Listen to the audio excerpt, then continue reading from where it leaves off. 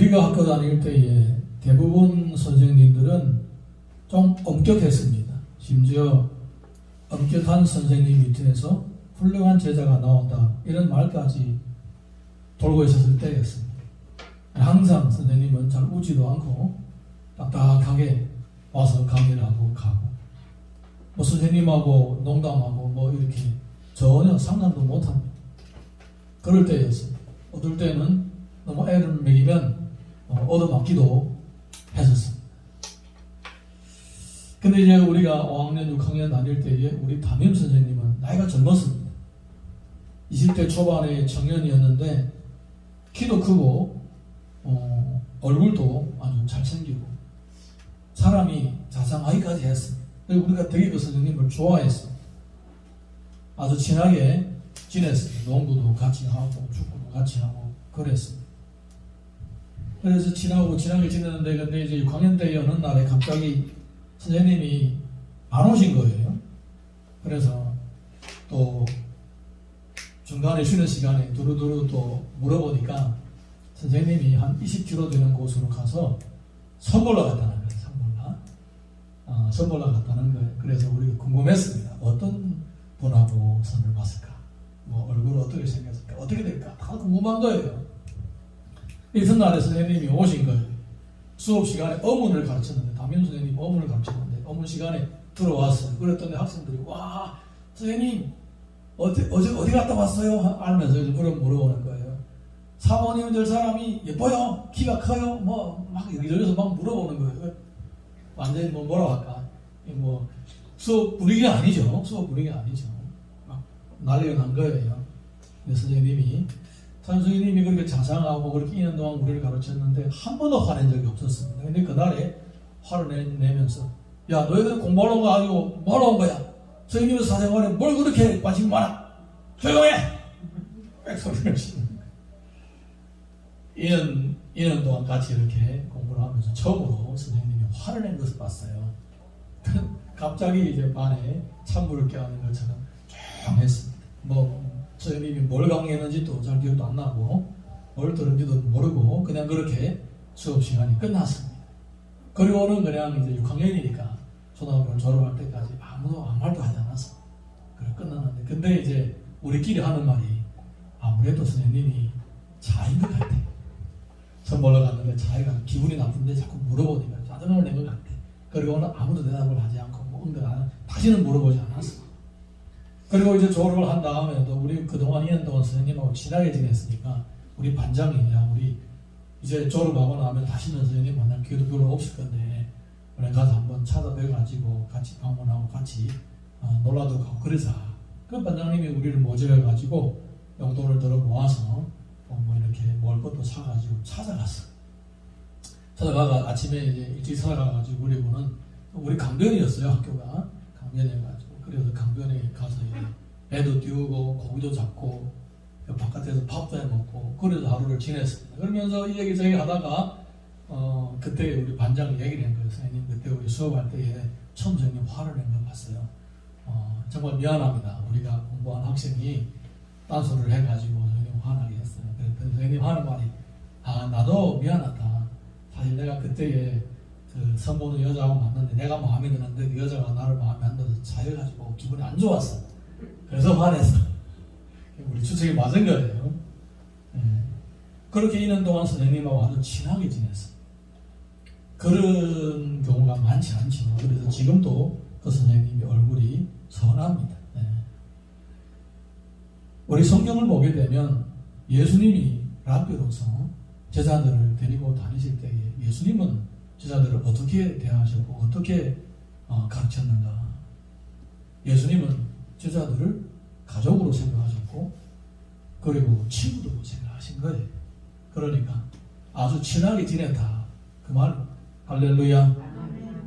예수님은 제자들을 만날 때도 그랬고 그리고 3년 동안 제자들을 훈련시키실 때도 그랬고 또 예수님이 심지어 자기를 배반하고 도망간 제자들에게도 늘 변치 않게 진짜 말 그대로 일편단심으로 제자들을 가족으로 그리고 친구로 생각하시고 그렇게 가르치고 마지막까지 끝까지 그렇게 하신 것입니다.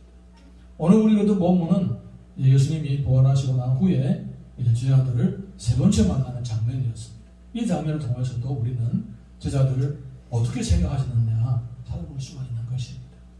요한복음 21장 1절에서 4절 우리 같이 읽어보겠습니다. 1절에서 4절 시작. 그 후에 예수께서 디베레아 호수에서 또 제자들에게 자기를 나타내셨으니 나타내신 일은 이러하니라. 시몬 베드로와 디도모라 하는 도마와 갈릴리 가나 사람 나다나엘과 세베대의 아들들과 또 다른 제자 둘이 함께 있더니 시몬 베드로가 나는 물고기 잡으러 가노라 하니 그들이 우리도 함께 가겠다 하고 나가서 배에 올랐으나 그날 밤에 아무것도 잡지 못하였더니 날이 새어갈 때에 예수께서 바닷가에 서셨으나 제자들이 예수이실 줄 알지 못하는지라. 아멘. 그러니까 예수님이 예루살렘에 계실 때에 두 번이나 제자들이 모여있을 때에 나타나셨습니다. 그리고 나서 제자들은 이제 다 집으로 돌아간 거예요. 갈릴리로 돌아간 거예요. 갈릴리로 돌아가가지고 이제 각자마다 이렇게 따로따로 혼자서 따로따로 자기 원래 살던 집으로 가 있는 것이 아니라 합숙을 해 있었던 것 같아요. 합숙했던 것 같아요. 같이 모여 있었던 것 같아요. 이날에는 베드로의 형제라든가 또 야고보 형제라든가 도마라든가 나다나엘 이런 사람들이 같이 모여 있었던 거예요. 그 베드로가 그날에 내 고기 잡으러 좀 갈게 그러는 거예요. 그랬더니 또 원래 다 선수들이 아니에요. 고기잡이 선수들이니까 또 다 같이 우리도 가자. 우리 같이 따라 나왔어요. 열심히 그물을 또 던지는 거예요. 근데 갈릴리 호수가 원래는 고기를 많이 잡혔던 것 같아요. 그런데 베드로가 이제 예수님의 제자가 되고 또 이럴 때 이때쯤에 아무래도 갈릴리 바다 고기가 잘 안 잡혔던 것 같아요. 그때는 원래는 잘 잡혔어요. 원래는 잘 잡혔는데 근데 이때는 잘 안 잡힌 거예요.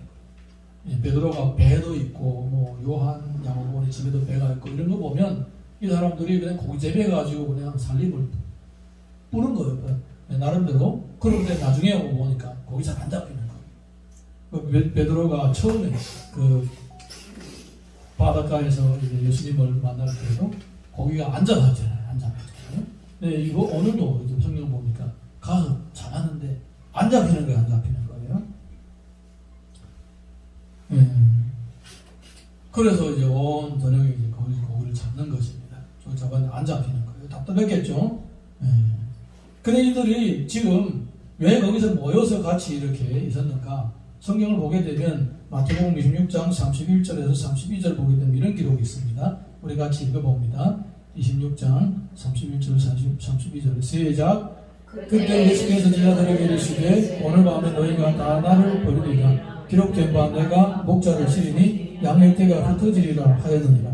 그러나 내가 살아난 후에 너희보다 먼저 갈릴리로 가리라. 그러니까 예수님이 미리 말씀을 하신 거예요. 내가 부활한 다음에 갈릴리로 먼저 갈 것이니까 너희들이 나를 찾으러 오라 이렇게 말씀하신 거예요. 말씀하신 거예요. 그래서 이제 이 제자들이 갈릴리에 온 다음에 예수님을 만날 준비를 하고 있었던 거예요. 예수님이 언제 오실지는 몰랐지만은 예수님을 만날 준비를 하고 있었던 거예요. 여기 그들이 고기를 막 잡고 밤새 헤매다가 거기 한 마리도 못 잡았어요. 근데 그때 예수님이 찾아오신 것입니다. 성경을 보게 되면 그때 예수님이 찾아오신 거예요.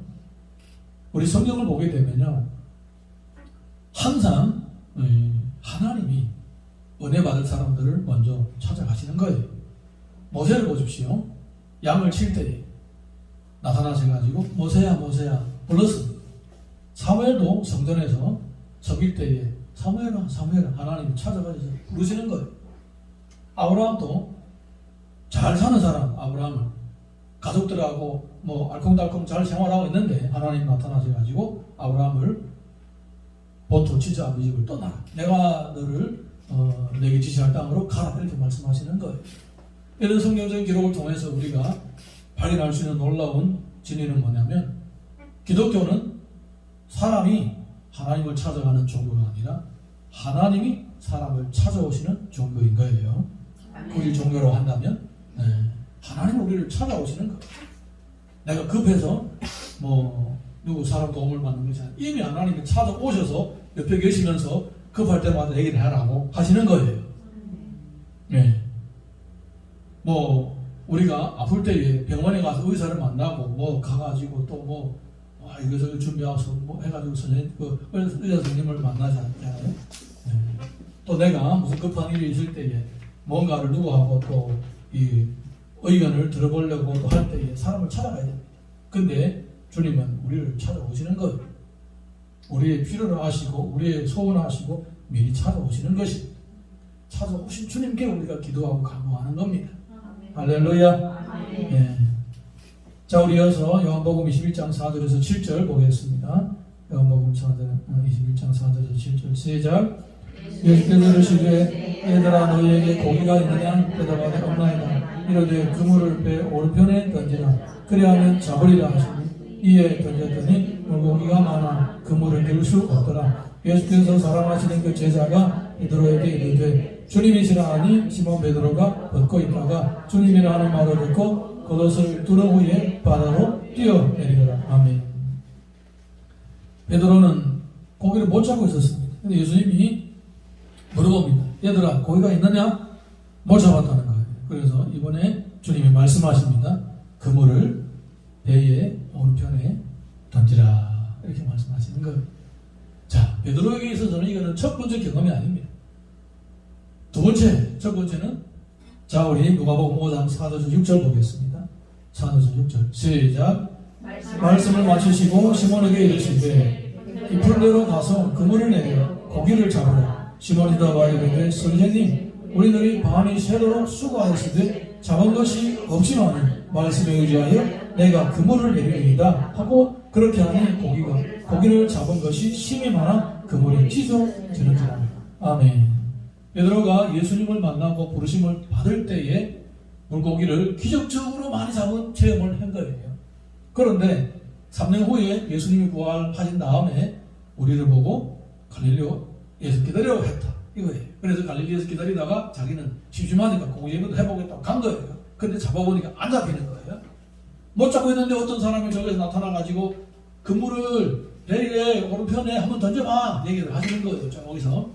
그래서 원래는 안 하겠죠. 원래는 만약에 처음이라면 뭐라 하겠죠. 처음이라면 아니 지금 그물을 던져봤자 필요 없어요 이러겠죠. 근데 전에 기적의 경험을 취해본 적이 있으니까 저 사람이 누구니 상관없이 그냥 한번 다시 해보는 거예요. 시도를 해보는 거예요. 여러분 이게 은혜 받은 사람의 특징입니다. 은혜 받았던 사람들은 하나님께서 똑같은 은혜를 기회를 주실 때에 그냥 아멘으로 순종하시는 거예요. 할렐루야. 아멘. 네, 그래서 믿음의 시작은 첫걸음이 중요한 거예요.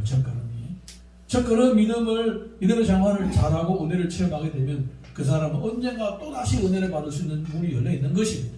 아멘. 자신이 거부하지 않는 이상 주님은 또 찾아오셔서 은혜를 받을 기회를 주시는 거예요. 아멘. 할렐루야. 네. 이렇게 베드로가 주님인 줄도 모르고 그냥 또다시 한번 그물을 던졌는데 이번에도 똑같이 고기를 엄청 많이 잡은 거예요. 이렇게 주님의 지시하심을 따르고 주님의 인도하심을 따라서 살게 되면 우리의 모든 수고가 기대 그 이상으로 수확을 얻게 되는 것입니다.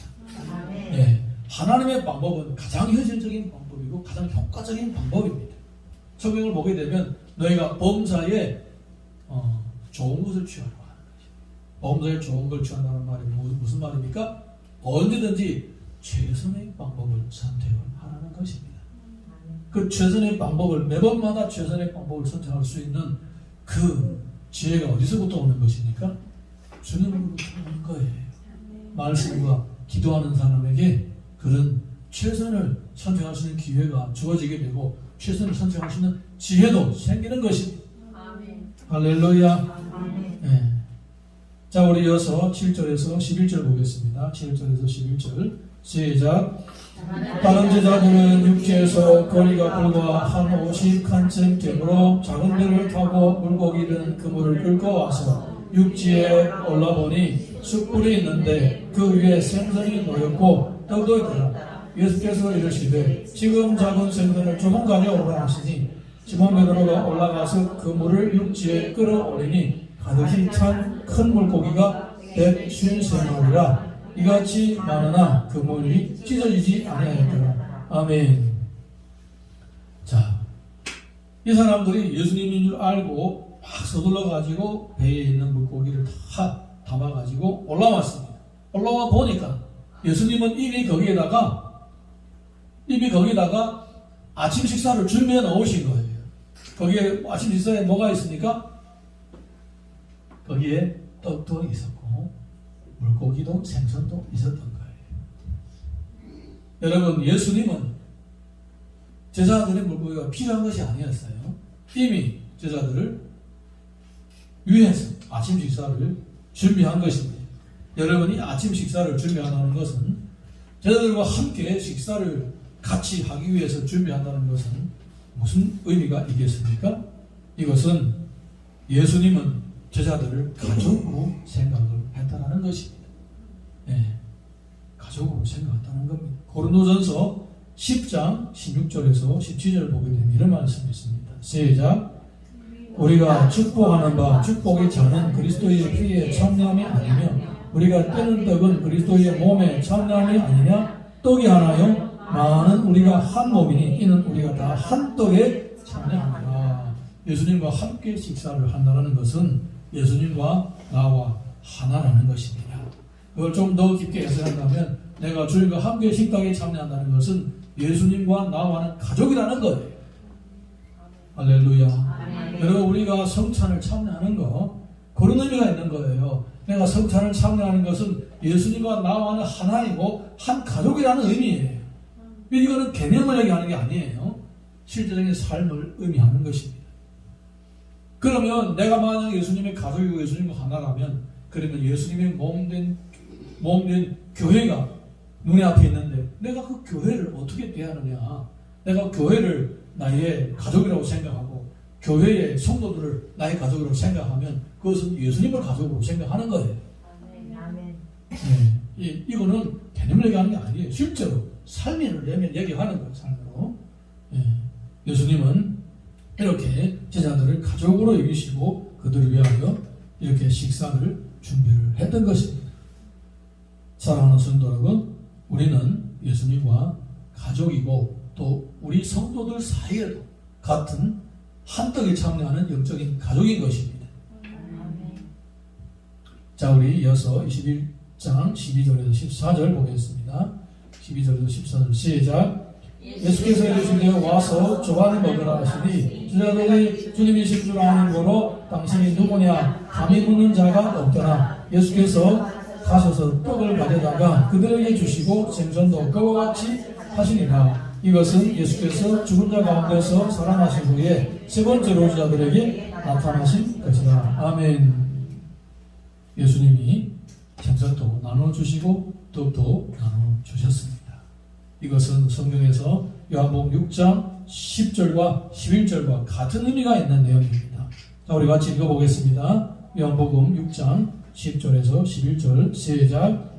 예수께서 이르시되 이 사람들로 함께하라 하시니 그곳에 잔디가 많은지라 사람들이 앉으니 수가 5,000명쯤 되더라. 예수께서 떡을 가져 축사하신 후에 앉아있는 자들에게 나눠주시고 물고기도 그렇게 그들의 원대로 주시니라. 아멘. 예수님이 광야에서 떡과 물고기를 나눠 주셨습니다. 이 자리에서도 떡과 물고기를 나누어 주시는 거예요. 여러분, 이 장면은 뭘 의미하는 것이냐면 예수님이 자신이 구약에 보게 되면 이 유월절 지날 때에 유월절 어린 양을 잡아서 양의 피를 문설주와 문 임방에다 바르고 그리고 집안에 있는 식구들이 같이 양고기를 나눠 먹습니다. 그 안에서 집안에서 안 나오고 그 집안에서 양고기를 나눠 먹습니다. 나눠 먹음으로써 이 재앙이 다가올 때에 그 재앙이 그 나눠 먹는 식구들에게 임하지 않고 뛰어넘어가는 거예요. 뛰어넘어가는 것입니다. 근데 예수님의 시대에 와서는 사실은 다들 어렵게 살고 가난하고 힘들어서 양을 가지고 있는 사람도 많지 않아요. 그래서 이미 그때는 어떤 것으로 양고기를 대신했느냐? 사실 물고기로 양고기를 대신했던 거예요. 사실은 시대가 바뀌면서. 그래서 물고기를 나누고 그리고 떡을 나누는 겁니다. 이것은 뭡니까? 이것은 역시 자신의 몸을 상징하는 것입니다. 예수님이 자신의 몸을 상징하는 거예요. 예. 이 예수님의 몸에 동참하는 사람들에게는 이 유월절 어린 양을 먹었던 이스라엘 백성들에게 주어졌던 은혜를 함께 나누는 것입니다. 할렐루야. 예. 뭐 만약에 이해 못하겠다, 어렵다, 그러면 그냥 지나가면 됩니다. 예. 믿음의 가족이라는 것은 그냥 말로 하는 게 아닙니다. 함께 이렇게 예수님의 몸을 나누는 것을 의미하는 식사를 함께 나누고 성찬을 함께 나누는 것을 의미하는 것입니다. 사실 우리가 매 주일 점심에 함께 음식을 나누는 것도 유사한 의미가 있는 것입니다. 영적인 가족을 의미하는 것. 할렐루야. 아멘. 여러분, 어떤 사람과 같이 식사를 하면 즐겁고 어떤 사람과 같이 식사하면 불편합니까? 느낌을 아시죠? 근데 주님 안에서는 그런 게 없습니다. 주님 안에서는 똑같이 예수 그리스도의 보혈로 희생받고 구원받은 영적인 가족들입니다. 할렐루야. 그래서 여기에서 만약에 내가 함께 식사하는 것이 마음이 불편하다, 그러면 내가 그만큼 마음이 멀어지고 있다는 거예요. 이 마음을 잘 극복하시고 이런 것들 통해서 내가 지금 혹시 하나님과 어떤 불편한 관계에 있지 않은가 자신을 점검할 수 있는 기회가 되기를 주님의 이름으로 축원합니다. 예, 성도들과 함께 즐거운 교제를 나누는 것은 이것은 내가 그만큼 하나님과 가까이 있다는 증거예요. 여러분, 신앙생활은 절대로 개념이 아니에요. 머릿속으로 기억하고 생각하는 게 아니에요. 삶의 체험입니다. 내가 지금 생활 가운데서 체험하는 것들은 나와의 주님과의 관계를 시사하고 드러내는 그런 현장인 거예요. 그래서 내 실생활 가운데서 느끼고 체험하는 것이 그 자체가 바로 나와 주님과의 관계를 반영하는 그런 반영해주는 삶이라 이거예요. 그런 내가 실생활 가운데서 또 체험하고 느끼는 것을 통해서 자신의 영적 상태를 체크하시고 또 매일매일마다 성장할 수 있기를 주님 이름으로 축원합니다. 아멘. 퇴근하고 집에 들어온 남편이 저녁을 준비하고 있는 아내의 손을 잡고 이렇게 얘기합니다. 여보, 오늘 각각 좋은 소식, 나쁜 소식 하나씩 있다. 무슨 소식을 먼저 들어볼까? 그랬더니 아내가 밥을 하다가 이렇게 갑자기 물어보길래 그러면 나쁜 소식부터 먼저 들어보자. 그렇게 얘기를 한 거예요. 남편이 하는 얘기가 오늘 저녁에 사실은 내가 우리 부서의 부장님의 아내하고 즐거운 밤을 지내기로 했어. 마누라가 밥을 하다가 국자를 쥐고 왔는데 나쁜 짓을 해도 가만가만 할 것이지 이렇게 나하고 도전하는 거야 하고 국자를 한 대를 때렸대. 갑작스럽게 남편이 얻어맞으면서 이런 거 있었는데, 자 이제 좋은 소식 얘기해봐. 얼마나 좋은 소식을 한번 얘기해봐. 그랬더니 이 남편이 얻어맞은 대로 이렇게 붙잡고 하는 얘기가 사실은 내가 오늘 부장으로 승진했어.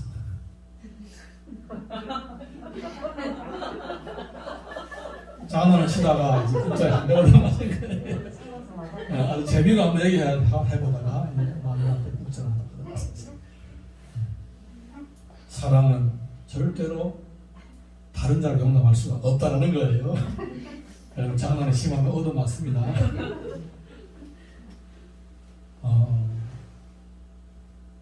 예수님은 제자들을 마지막까지 끝까지 사랑하시고 가정으로 생각하시고 형제로 생각하셨습니다. 물론 가르치고 지도하고 그랬지만은 선생이라는 걸 될 수 있으면 그걸 내세우지 않고 가족으로 친구로 친하게 지내려고 하셨던 거예요. 그만큼 사랑하시기 때문에 허물이 없기를 원하셨어요. 그래서 주님의 행적을 보게 되면, 주님이 하신 일들을 보게 되면 그 가운데서 우리는 사랑을 찾아볼 수가 있는 것입니다. 그 주님은 오늘도 우리와 함께 하십니다. 할렐루야. 아멘. 자, 그렇게 우리를 사랑하신 주님을 향하여 우리는 어떻게 주님을 생각하고 어떻게 주님을 대해야 되겠습니까? 우리도 주님을 사랑하는 것이 당연한 것이고 마땅한 것입니다. 자, 우리 그림 하나 보겠습니다. 문자 분리를 한번 해보겠습니다. 헬라어 중에 이 우리의 말로 사랑이라는 단어가 헬라에서는 네 가지 의미가 담겨 있습니다. 사랑이라는 단어. 우리는 그냥 사랑, 영어도 그냥 사랑, 중국어도 그냥 아이 뭐 이렇게 하나인데 헬라어로 풀어보게 되면 사랑은 네 가지로 있습니다. 하나는 이 남녀의 사랑, 남자와 여자의 그 동물적인 사랑을 의미하는 거예요. 첫눈에 반했다. 이거는 에로스. 남녀의 사랑을 의미하는 거예요. 그리고 가족 간의 사랑, 부모 자식 간의 사랑. 이것은 스톨게라고 하는 가족 사랑을 의미하는 거예요. 가족 사랑. 그리고 세 번째는 친구들끼리. 우리 혈연 관계가 없어요. 그런데 너무너무 친해요. 진짜 간도 쓸개도 다 내줄 수 있는 그런 관계예요. 친구 관계예요. 이런 걸 의미할 때 필레아라고 하는 거예요. 그 다음에 마지막에 하나님의 사랑, 아가페라고 하는 거예요. 이렇게 사랑이라는 것은 네 가지 종류가 있다. 헬라어를 보게 되면 이렇게 있다라는 것입니다. 자, 근데 예수님은 제자들을 어떻게 사랑하셨고 제자들에게 어떤 반응을 원하시는지 우리 이하에 또 읽어보면서 한번 찾아보겠습니다. 요한복음 21장 15절 읽어봅니다. 시작. 그들이 조반을 먹은 후에 예수께서 시몬 베드로에게 이르시되 요한의 아들 시몬아 내가 이 사람들보다 나를 더 사랑하느냐 하시니 이르되 주님 그러하나이다. 내가 주님을 사랑하는 줄 주께서 아시나이다. 이르시되 내 어린 양을 먹이라 하시고. 아멘. 예수님은 베드로에게 물어봤습니다. 너는 나를 아가페 하느냐? 아가페 하느냐라고 물었습니다. 그런데 베드로는 뭐라고 대답하느냐? 주님은 아십니다. 내가 주님을 아가페 합니다라고 대답한 게 아니에요. 우리는 똑같은 단어인데 헬라어에서는 내가 주님을 필레아, 친구의 사랑으로 사랑한다는 거예요. 감히 내가 주님을 하나님의 사랑으로 사랑하지 못하고 있는 것을 아마 이게 느꼈던 것 같아요. 그래서 필레아 이렇게 얘기를 하는 것입니다. 사실은요, 주님은 다 알고 계시죠. 할렐루야. 네, 누가복음 5장 10절 상반절에서 11절 보겠습니다. 시작. 예수께서 시몬에게 이르시되 무서워하지 말라. 이제 후로는 내가 사람을 취하리라 하시니 그들이 배를 육지에 대고 모든 것을 버려두고 예수를 따르니라. 아멘. 처음부터 예수님은 베드로를 아셨습니다. 그리고 베드로를 제자로 받아들이고 그리고 그에게 사명을 주십니다. 자, 이어서 16절 이어서 읽어보겠습니다. 시작. 또 두 번째 이르시되 요한의 아들 시몬아 내가 나를 사랑하느냐 하시니 이르되 주님 그러하나이다. 내가 주님을 사랑하는 줄 주께서 아시나이다. 이르시되 내 양을 치라 하시고. 다시 예수님이 물어봅니다. 내가 나를 아가페 하느냐? 베드로가 또다시 대답합니다. 내가 주님을 필레아, 주님을 사랑합니다. 아가페라고 못합니다. 그렇지만은 그럼에도 불구하고 주님은 여전히 너는 내 양을 치라. 이렇게 또다시 한번 사명을 확인시켜 주십니다. 주님은 베드로의 연약함을 아십니다. 주님은 내가 이만큼 너를 사랑했으니 너도 이만큼 나를 사랑해라고 요구하지 않으십니다. 내가 너를 이만큼 사랑했지만 너는 이만큼 해도 된다는 것을 보여주는 거예요. 누가복음 22장 31절에서 32절 보겠습니다. 시작. 시몬아 시몬아 보라 사탄이 너를 밀을 까부르듯 하려고 요구하였으나 그러나 내가 너를 위하여 내 믿음이 떨어지지 않기를 기도하였노니 너는 돌이킨 후에 내 형제를 굳게 하라. 이미 예수님은 베드로가 연약해서 사탄에게 시험이 들 수도 있다는 걸 말씀해 주시는 거예요. 그러니까 예수님하고 베드로 사이는 거래하는 게 아니에요. 여러분 거래할 때는 어떻게 합니까? 손해 안 보려고 하죠. 장사, 거래, 손해보면 안 됩니다. 그런데 사랑은 그렇지 않아요. 사랑은 먼저 하는 사람이 손해보는 거예요. 그럼에도 불구하고 그것을 알면서도 사랑하는 것이 그게 사랑인 거예요. 아멘입니까? 네, 내가 먼저 사랑하고 먼저 베풀면 내가 손해보는 거예요. 왜냐하면 상대방이 이만큼의 사랑을 받고 요만큼이구나. 나는 요만큼 해주면 되겠지라고 계산하는 사람이 있다는 거예요. 실제로. 근데 그런 것들도 알면서도 나는 상관하지 않고 베푸는 거예요. 그게 사랑이에요. 그게 사랑. 할렐루야. 아멘. 예. 주님은 그렇게 우리를 사랑하셨습니다. 할렐루야. 아멘. 예, 그게 주님의 사랑이었다는 겁니다. 자, 이어서 이제 17절 보겠습니다. 17절 시작. 17절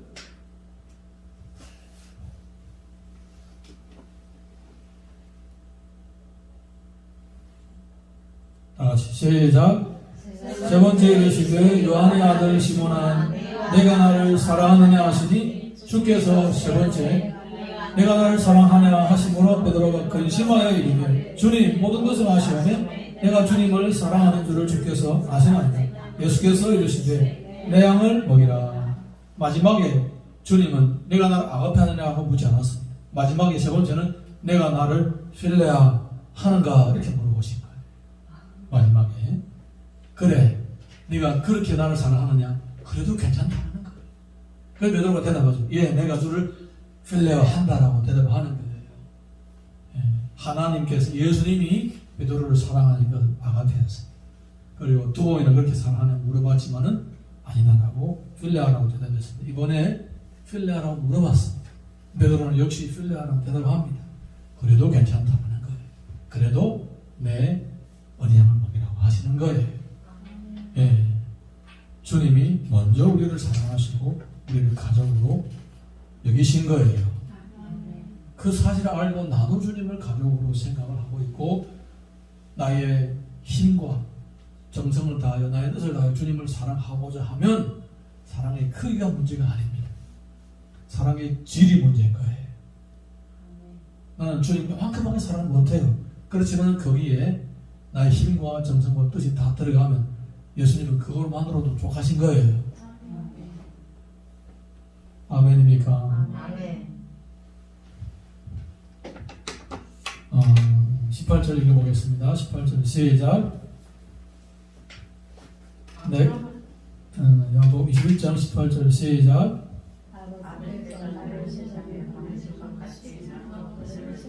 잠깐만 이게 잘못 온 건가요? 마지막 읽을 차례인가요? 18절 맞네. 21장 18절 다같이 시작.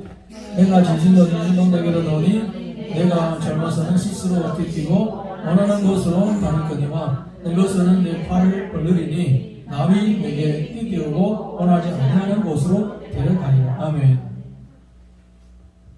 주님은 베드로가 어떻게 순교할 것인지 미리 말씀해 주셨습니다. 그러니까 주님은 미리 말씀해 주시고 그것을 대비해서 끝까지 주님을 이렇게 사랑할 것을 깨우치도록 깨달도록 깨우쳐 주시는 것입니다. 마태복음 16장 24절 보게 되면 이런 기록이 있습니다. 자, 읽어보겠습니다. 시작. 이에 예수께서 제자들에게 이르시되 누구든지 나를 따라오려거든 자기를 부인하고 자기 십자가를 지고 나를 따를 것이니라. 전설에 의하면 베드로가 거꾸로 십자가에 못 박혀 죽었다고 합니다. 예수님처럼 그렇게 서서 십자가에 못 박기 너무나도 부끄러워서 거꾸로 매달라고 했다고 합니다. 그 정도로 베드로는 주님의 사랑을 깊이 감동받으면서도 주님은 나를 이만큼 사랑하시는 나는 이만큼밖에 사랑을 못하고 있다는 것에 늘 미안한 마음을 평생 가지고 있었던 것 같아요. 마지막까지. 예. 주님의 사랑이라는 것은 먼저 사랑하시는 것이고 아낌없이 베푸는 것이고 또 끝까지 가족으로 여기시는 것이었습니다. 친구로 여기시는 것이었습니다. 할렐루야. 94년도 우리가 신학 공부를 할 때에 지하신학교에서 공부를 했습니다. 왜 지하신학교냐? 첫 번째, 그 당시에 외국 선교사들이 와서 학교를 꾸릴 수가 없었습니다. 단속하는 때였습니다. 그래서 가만가만하기 때문에 지하신학교라고 했어요. 그 두 번째는 실제로 우리가 지하에서 공부했어요. 집사님의 그 살고 있는 주택에 지하실에서 우리가 공부를 했어요. 이래 봐도 지하신학교고 저래 봐도 지하신학교. 근데 이제 지하신학교에서 공부를 한 1년 하다가 이러면은 우리 그 책임지시는 목사님이 환경을 좀 바꾸자고 이제 수선을 해서 리조트 그 당시에 중국 돈으로 한 400만 원대였어요. 95년도 어마어마한 큰 리조트였어요. 수영장도 있고. 그거를 우리가 사가지고 거기다가 우리 신학교를 하자고 그렇게 추진을 하신 거예요. 돈이 없잖아요. 돈이 없으니까 이 집사님이 그러면 내가 내 집을 담보를 대출해서 먼저 선수금을 내고 그렇게 하자고. 그래서 이 목사님도 좋다 그렇게 하자고. 그리고는 이제 마침 그때 한국에 어떤 사업하시는 분이 그 나중에 연말까지 잔금을 다 치르겠다고 약속을 해 주신 거예요. 그래서 그걸 추진을 했어요. 그 리조트 다 사가지고 우리가 지하실에서 지상으로 옮겼습니다. 아주 너무너무나도 호텔 같은 곳에서 공부를 하기 시작한 거예요. 그런데 이 사업하시는 분이 사업이 안 되는 거예요. 점점 손해를 보기 시작하는 거예요. 그 연말 다 됐어요. 11월 달 다 된 거예요. 지금 이때쯤 12월 되면 잔금을 치러야 돼요. 안 치르면 어떻게 됩니까? 담보하고 대출하면 집이 날아가는 거예요. 그래서 이 상황을 보니까 갑자기 이만한 돈을 다 낼 수가 없게 되니까 그래서 일단은 우리가 학생들을 다 보내고 이 집을 우리가 사지 못하는 걸로 하자. 그렇게 된 거예요. 그러면 집을 돈으로 찾아줘야지. 그럼 어떻게 해야 되겠습니까? 그래서 이 목사님들이 갖고 다니면서 돈을 어떻게 모금해보려고 했던 거예요. 그리고 어떻게 해가지고 12월 말인가 또 이게 맞춰가지고 그 돈을 내가지고 집을 다시 찾아준 거예요. 그 다음에 96년도부터 우리가 목사님 방침을 고쳐가지고 아파트 빌린 거예요. 빌려가지고 한 곳에서 한 7명, 8명씩 주숙하면서 그렇게 공부하도록 비용을 줄이고 월세로 충당을 했어요. 그렇게 변형돼가지고 학생들은 여전히 공부를 했습니다. 그러면서 이제 쭉 공부를 하다가 96년도 말쯤에 됐는데 책임지시는 목사님의 처남 되시는 분이 선교사님이 사역을 하려고 단기 사역을 하려고 들어오신 거예요. 그래서 저희들하고 가까이서 친하게 지냈어요. 저녁에 같이 양념초를 먹으러도 가고 같이 기도도 하고 그러면서 이제 얘기도 많이 했습니다. 이분이 목사님의 처남이니까 사정을 잘 할 거 아니에요. 그래서 여기저기 하다가 들었는데 그 당시에 우리 책임지시는 교수이신 목사님이 어떻게 이 몇십만 원, 그때 한 40만 원, 50만 원 그랬습니다. 어떻게 조달을 했느냐?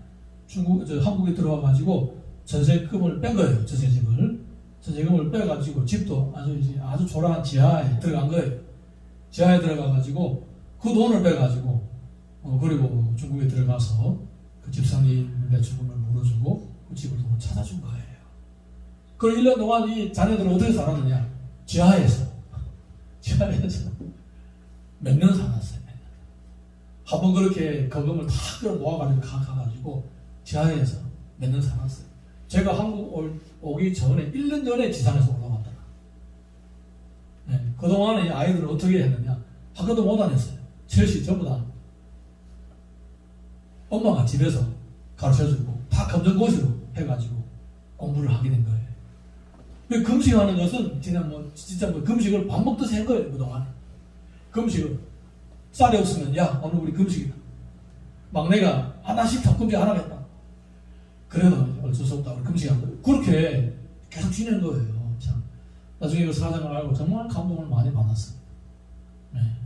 제자들을 키우려고 그렇게 자신도 그런 가족도 함께 어려움을 당한 거예요. 나중에 제가 한국에 와서도 목사님의 도움을 많이 받고 사모님의 도움도 많이 받았어요. 네. 자녀들도 전부 다 좋은 대학들 미국에 유학하고 대학원 박사학위 과정 다 공부도 잘해요. 또 학교도 안 다녔는데 검정고시로 다 졸업해가지고 다 대학 들어가고 공부도 잘해요. 어쨌든 참 그래서 저는 어릴 때에 신학 공부하면서 그렇게 좋은 선생님의 헌신적인 가르침을 통해서 성장을 해왔어. 지식을 잘 가르치는 게 아니라 예수님처럼 헌신적인 사랑을 베풀면서 가르치기 때문에 지금도 저는 생각만 해도 마음이 따뜻해 나옵니다. 나도 그런 사역자가 되어야 되겠다는 마음을 가지고 있는 것이 사랑하는 성도 여러분, 예수님은 우리를 가족으로 친구로 생각하고 계시는 거예요. 나도 주님을 가족으로 친구로 생각한다면 주님이 나에게 맡겨주신 사역, 주님이 맡겨주신 영혼 또 그렇게 가족으로 여기고 또 관심하고 사랑하고 주님은 이만큼 나를 사랑하고 하셨지만 나는 그렇게 못할지라도 현재 나의 그릇에 따라서 힘과 정성을 다하면 주님이 그것을 받아주시는 것입니다. 할렐루야. 아멘. 야고보서 2장 23절 24절 같이 읽어보겠습니다. 다같이 시작. 이에 성경에 이른 바 아브라함이 하나님을 믿는 이것을 의로 여기셨다는 말씀이 이루어졌고 그는 하나님의 보시라 칭함을 받았나니 이로 보건대 사람이 행함으로 어렵다 하심을 받고 믿음으로만 아니라. 예수님의 하나님의 벗이라는 거예요. 아브라함이 하나님의 벗이라는 하나님의 친구라는 거예요. 아브라함이 어떻게 하나님의 친구가 되냐? 단지 믿음으로는 아니라는 거예요. 믿음과 삶이 전체가 나는 하나님의 친구라는 것을 표현을 한 거예요. 누가복음 7장 34절 35절 보겠습니다. 누가복음 7장 34절 35절 시작. 인자는 와서 먹고 마시면 너의 말이 보라 먹기를 탐하고 포도주를 즐기는 사람이요 세리와 죄인의 친구로다. 죄인은 자기의 모든 자녀로 인하여 옳다함을 얻는 거예요. 실제로 다른 사람 보기에도 예수님은 죄인과 세리의 친구로 지내셨던 거예요. 그렇게 친하게 지낸 거예요. 친근하게. 사람들이 뭐라고 손가락질해도 뭐라고 핀잔해도 그냥 친하게 가족으로 다 이렇게 자신을 따르는 제자들을 성도들을 그렇게 대해주셨던 거예요. 신분, 학벌 이런 거 하지 않았어요. 아무리 천한 사람, 아무리 그런 사람들도 다 그렇게 가족으로 받아들였던 겁니다. 요한복음 15장 13절 14절 보겠습니다. 시작. 사람이 친구를 위하여 자기 목숨을 버리면 이보다 더 큰 사람이 없나니 너희는 내가 너희는 대로 행하면 곧 나의 친구라. 한번 따라하시겠습니다. 나는 예수님의 친구다. 나는 예수님의 친구다. 우리는 예수님의 친구다. 우리는 예수님의 친구다. 아멘입니까? 아멘. 네, 자리에서 나같이 일어나셔서 우리 찬양하는 노래